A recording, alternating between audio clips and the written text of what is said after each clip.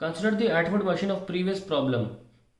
Previous problem मतलब इसका मास जो था 0.3 और 0.6 वही कंसिडर करना है। और जो एक्सेलरेशन निकाले थे वो भी सेम ही निकलेंगे। एक्सेलरेशन हमारा जो निकल के आया था वो 10/3 मीटर पर सेकेंड स्क्वायर था, ना भूलें उसे क्योंकि सब कुछ सेम है। हमसे बोला गया कि the larger mass is stopped, suddenly इसको स्टॉप कर दिया फॉर अ मोमेंट, छू के छोड़ दिया है, ठीक है, छू के तुरंत छोड़ दिया है। 2 सेकेंड्स के बाद किया है, का मतलब 2 सेकेंड्स के लिए मोशन में इसे जाने दिया और 2 सेकेंड पे इसको पकड़ा हाथ से और पकड़ के छोड़ दिया। फॉर अ मोमेंट बोला है, पकड़ नहीं रखा है, पकड़ के छोड़ दिए। After the system is set in to motion, find a time elapsed before the string is tight again. देखिए पहली बात तो ध्यान सुनिए कि अगर हम पकड़ के रखे रहे तो क्या फर्क पड़ता है और पकड़ के जस्ट छोड़ दें तो क्या फर्क पड़ता है, पहले उसको समझे। सपोज मैं इस डायग्राम को गंदा नहीं करना चाह रहा, हमेशा अपना एक डायग्राम बनाइए सॉल्विंग वाला। तो सपोज मैंने पकड़ के रखा है, इसको छोड़ ही नहीं रहा हूँ मैं 0.6 kg वाले को, तो फिर क्या होगा, ये लूज हो जाएगी स्ट्रिंग, है ना, इसको मैं छोड़ नहीं रहा हूँ, ये लूज हो जाएगी।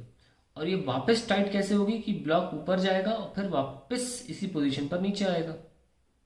यानी कि ब्लॉक को ऊपर जाना होगा फिर नीचे आना होगा, तभी जाके स्ट्रिंग दोबारा टाइट हो पाएगी। ये कब है, व्हेन केप्ट ऑन टचिंग इसको या होल्डिंग M2। तब हमें क्या, तब हमें टाइम जो निकालना होगा, कह रहे हैं for the time elapsed before the string is tight again, क्योंकि ऐसे क्वेश्चन भी आ चुके हैं कॉम्पिटिशन्स में जहां पकड़े रखी हो। तो टाइम इलैप्स कैसे निकालते हैं, जो टाइम आप ऊपर जाने का निकाले उसको दुगना कर दो बस। लेकिन यहाँ पर किया क्या है, पकड़ा और छोड़ दिया। इसमें क्या होगा, इसमें एक डिफरेंस ये होगा कि अगर आपने एक बार भी इसको टच भी कर दिया ना तो इन दोनों के मोशन अलग हो जाएंगे, ठीक है। तो जब तो हुआ क्या, पकड़ते छोड़ दिया तो ये स्ट्रिंग जो है लूज अगर एक बार भी हो गई तो इसको एक बार तो अपनी वेलोसिटी जीरो करनी ही पड़ेगी इस वाले को। हाँ, लेकिन जैसे ये अपनी वेलोसिटी को जीरो करेगा, क्योंकि आपने पकड़ के जस्ट छोड़ दिया है, इसका मोशन जारी है, तो स्ट्रिंग इसके जीरो होते ही टाइट हो चुकी होगी। यानी कि अब ऊपर वापस नीचे आने की जरूरत नहीं है, क्योंकि it is still under motion, आपने बस छू के छोड़ दिया इसको। जैसे ही आपने यहाँ चीज़ें रोकी, यहाँ स्ट्रिंग लूज हो गई, तो अब ये ब्लॉक अपनी जीरो वेलोसिटी तक पहले पहुंचेगा, ये गारंटी है, ठीक है। और पहुंचेगा, चाहे आप थोड़ा सा एक्सपेरिमेंट करके देख लेना, टच भी करोगे तो अभी स्ट्रिंग यहाँ से लूज हो जाएगी। तो अब इस ब्लॉक को तो 100% जीरो वेलोसिटी अटेन करनी है, लेकिन फिर इसे लौट के नीचे नहीं आना है, क्योंकि ये मास इस केस में जैसा था वैसा नहीं था, ये मास अपने नॉर्मल मोशन को कंटिन्यू कर रहा है।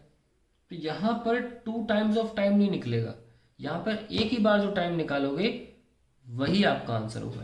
ऐसे केस में जब पकड़ के रखते हैं यहाँ 2 टाइम्स का करते थे, और ऐसे केसेस में जब पकड़ के नहीं रखते बस छू देते हैं, वहाँ पे एक ही जो टाइम निकलेगा वही में जो भी हम बना रहे हैं यहाँ पे, मतलब जो हमसे पूछा जा रहा है कि स्ट्रिंग टाइट हो जाएगी, वो एक टाइम में ही हो जाएगी टाइट, क्योंकि ये ब्लॉक जो है, मैं दोबारा रिपीट कर रहा हूँ, ये block it is still under motion, so it is the block which is keep the string tight.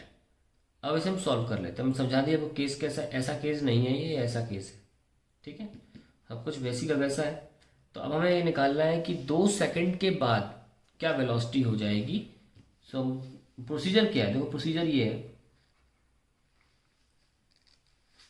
Initial velocity इसकी क्या है, इनिशियल वेलोसिटी ऑफ m1 कितनी है, 0।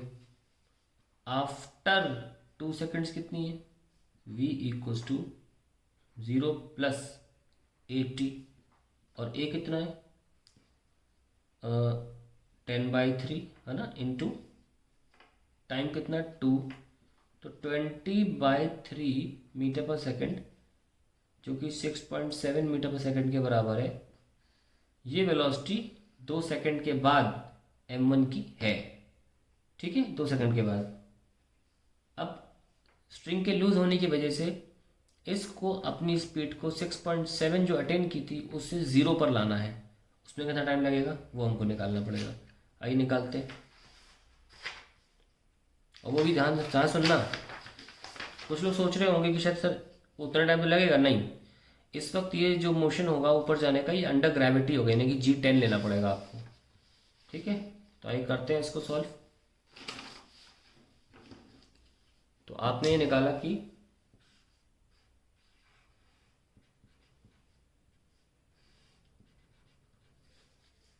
तो हमारा वेलोसिटी जो आया इस वक्त मान लीजिए इतना मोशन हो चुका है कि एट दिस मोमेंट यानी कि 2 सेकेंड्स हो चुके हैं, इसकी वेलोसिटी जो है वो कितनी है 10/3 ये। So v equal to u minus g T.